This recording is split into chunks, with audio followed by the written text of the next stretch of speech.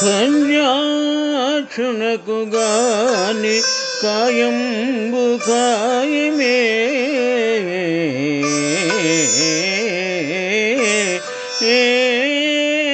పవన గుంపిత జన్మ భస్త్రిగాక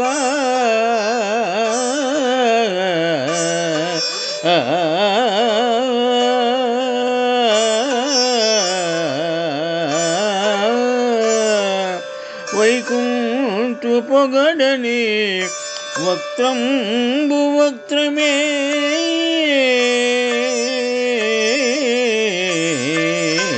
ఢమ ఢమ ధ్వనితోడి డక్కగాక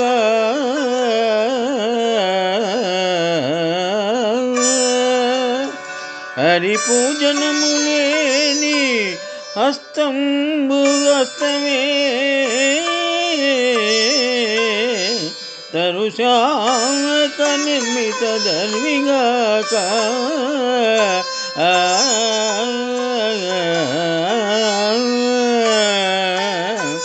కమలేశు చూడని కనులు కనులే తనకు జాల రంధ్రములుగాక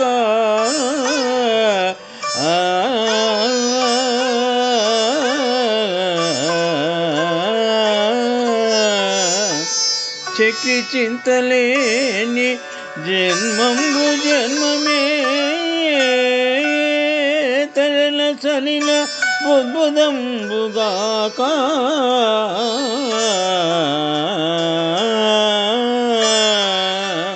విష్ణు భక్తి లేని విబుధుండు విబుధుడే పదయుగముతోడి పశువుగాక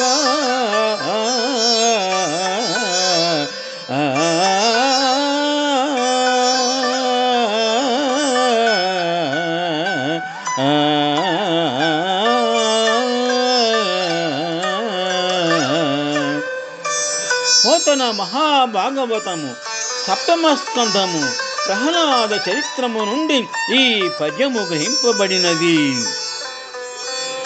ప్రియనందనుడైన ప్రహ్లాదుడు తండ్రి అయిన హిరణ్యకశిపునితో ఈ విధముగా పలికెను. శ్రీపతిని సేవించని శరీరము శరీరము కాదు, అది కేవలము గాలి నిండిన కొలిమితిత్తి వంటిది. వైకుంఠుని స్తుతించని నోరు నోరు కాదు, అది ఢమఢమమోగే వట్టి డక్క మాత్రమే. హరిని పూజించని చేయి చేయి కాదు, అది కొయ్యతో చేసిన తెడ్డుతో సమానము. కేశవుని చూడని కన్నులు కన్నులు కావు, అవి శరీరము అనే గోడకుండే రంధ్రాలు. ఆ జగన్నాయకుని గూర్చి ఆలోచన లేని జన్మ జన్మ కాదు, అది క్షణికమైన నీటి బుడగ.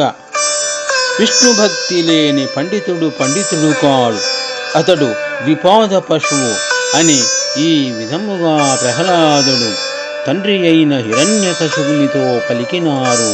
శుభం.